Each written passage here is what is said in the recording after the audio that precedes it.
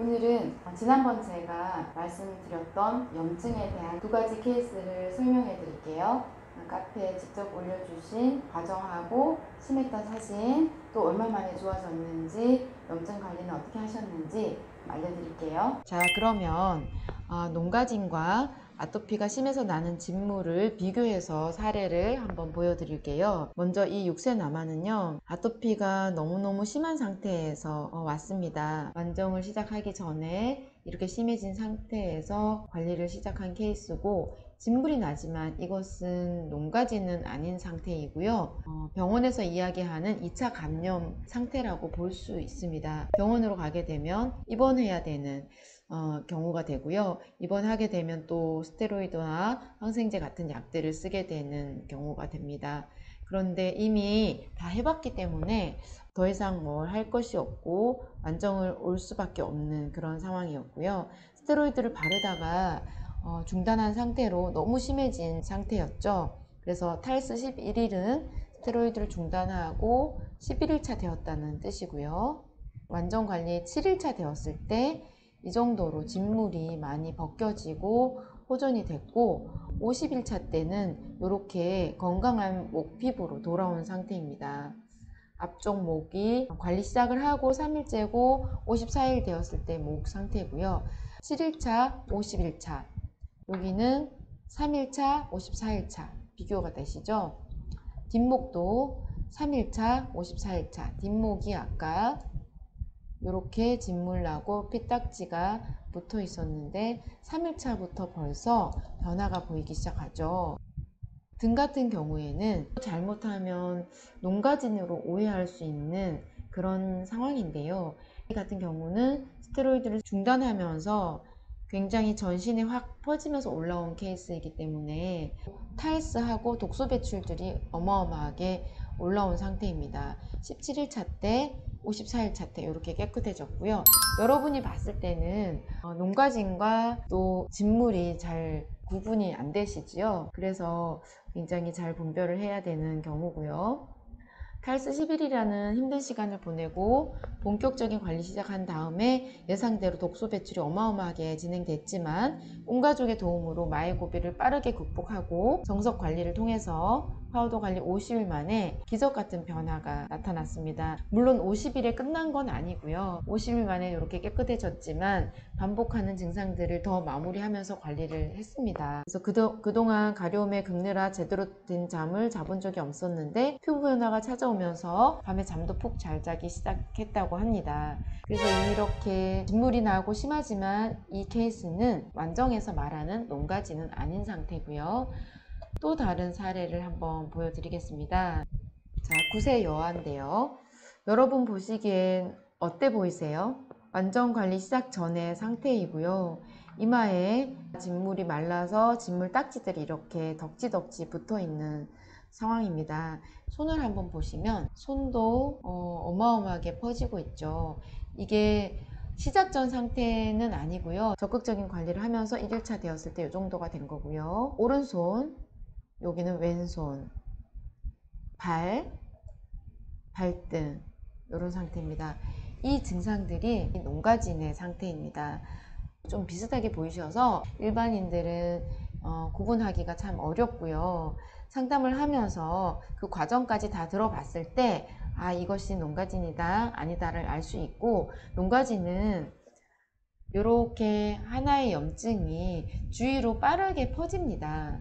그래서 관리를 잘못하면 순식간에 전신으로 쫙 퍼질 수가 있는 상황이고요. 그래서 이 케이스도 바로 완전 관리를 들어가지 못했던 상황입니다. 잘못 관리를 하면 더 퍼질 수 있는 상황이기 때문에 먼저 급격하게 퍼지는 염증들을 잡은 상태에서 그 다음에 아토피를 제거하는 관리가 들어가야 합니다.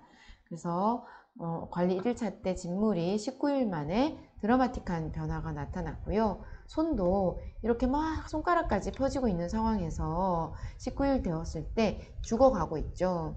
이제 나머지 두꺼운 것들은 완전 관리를 하면서 처리를 해야 되는 상황이고요. 일단 염증이 잡히고 있습니다. 왼쪽도 순식간에 쫙 펴졌던 것들이 19일차 때 이렇게 거뭇거뭇하게 딱지가 지면서 죽어가고 있고요.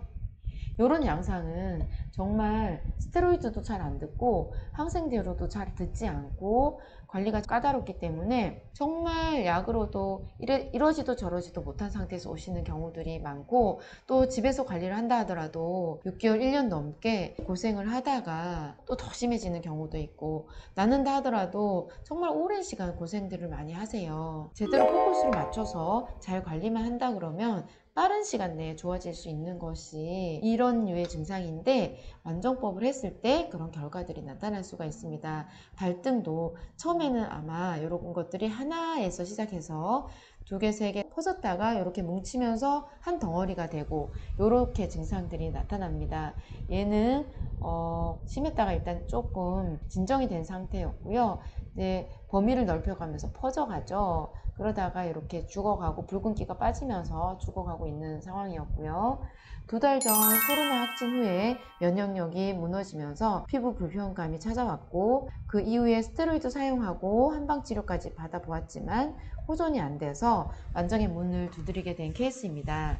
카페지기님과 상담하고 바로 2단계 관리로 방향이 잡혔지만, 농가지는 바로 관리를 하기가 어렵고 어느 정도 염증을 잡고 시작해야 되기 때문에 이미 농가지님이 심하게 퍼진 상태여서 일단 적극적인 관리는 보류했고 완정법의 관리로 농가진 케어를 진행하고 계셨는데, 시작 전부터 너무 절실한 마음으로 완정을 찾아오셨기 때문에 이거 아니면 안 된다는 생각으로 열심히 밤낮 없이 밀접 관리를 하며 푹푹 절여주시면서 적극적으로 관리를 해주신 결과 19일이라는 시간 만에 심한 고비는 빠르게 극복할 수 있었고요. 진물과 딱지로 범벅이었던 이마 부위는 사진으로 보시는 것처럼 정말 놀라울 정도로 많은 호전을 이뤄낼 수 있게 되었답니다. 너무 힘든 시간이었을 텐데 포기하지 않고 열심히 잘 싸워주셔서 감사합니다. 이렇게 2가지 사례를 소개해드렸는데 여러분 보시기에 어떠세요?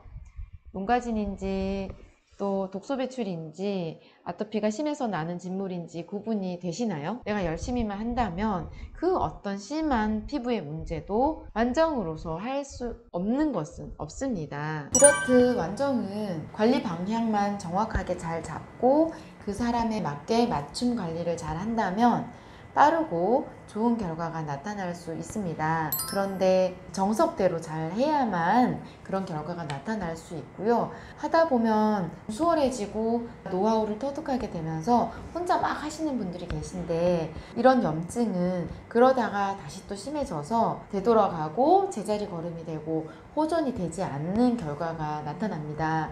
그래서 염증이 심한 경우는 혼자 하지 마시고 저희의 조언을 들으면서 그때그때 나타나는 상황에 따라서 관리 방향을 설정해 나가셔야 되거든요.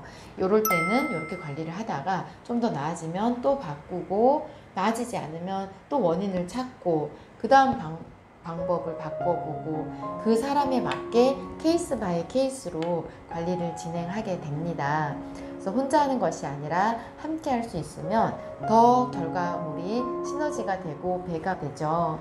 그래서 지금도 아토피로 힘든 과정을 겪고 계시다면 피부안정연구소의 문을 한번 두드려 보시기를 바랄게요. 감사합니다.